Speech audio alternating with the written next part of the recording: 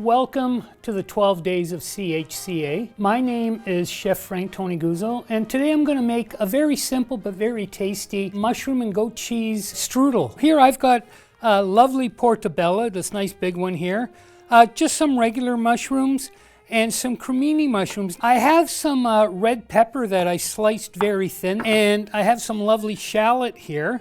All right, these are in the onion family. They are nicer than onions. I have some herbs here that I'm going to use today.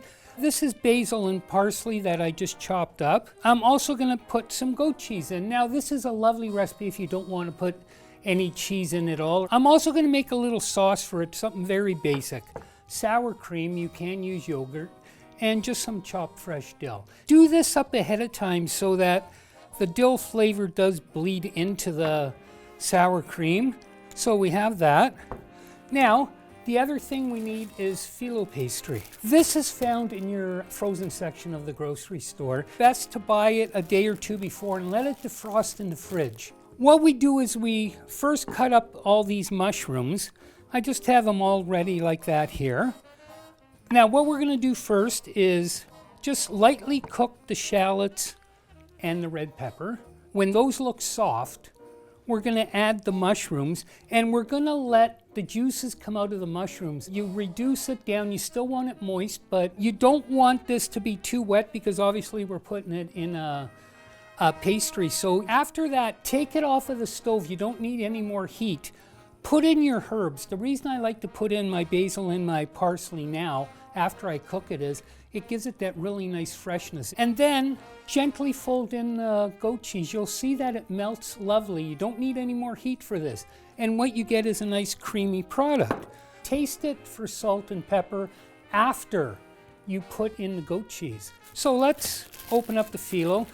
I'm just gonna move my cutting board to the side, and I'm gonna do it on a piece of parchment paper. Now, when you unroll your phyllo pastry, again, it's very, very thin. It's like a sheet of tissue paper. It's not that you have to work very, very quickly, but you are a bit time sensitive with this. All right, so I'm just gonna put that to the side, and a good rule of thumb is cover it up with just a paper towel because the air will dry it up. There's very little fat in the pastry dough, so it air dries very quickly. So what I'm gonna do is put 4 layers down, but between each layer I'm going to brush it with butter, and what that does is give you a really nice flaky pastry. Let's take one piece there. You'll see what with this pastry you can make so many lovely things with it. And again, just give it a very light brush of butter. So just like that, make sure you cover all of it.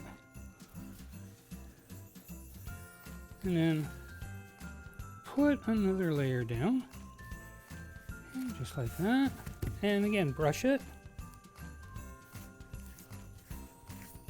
I could use vegetable oil in this, but again, butter is nice and savory. So this is my 3rd layer.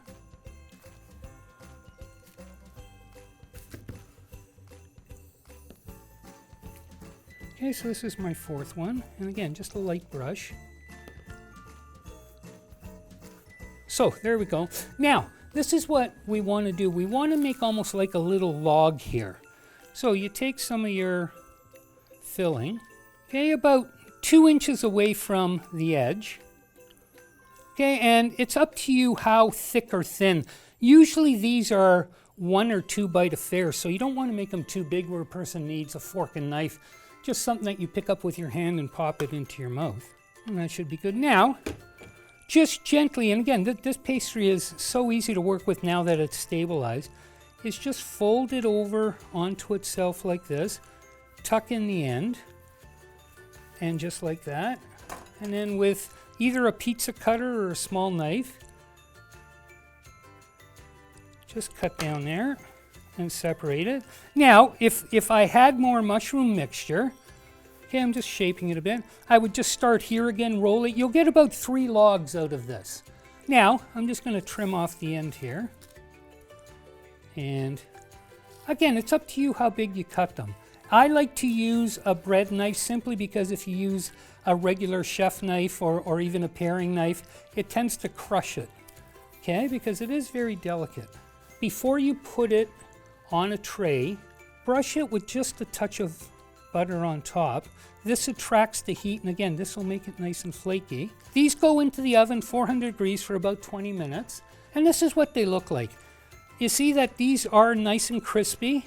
Serve it with a little side of yogurt or sour cream dilled sauce, and you'll see that people will just love these. From my family to your family, happy holidays, and thank you for being with me on the 12 days of CHCA.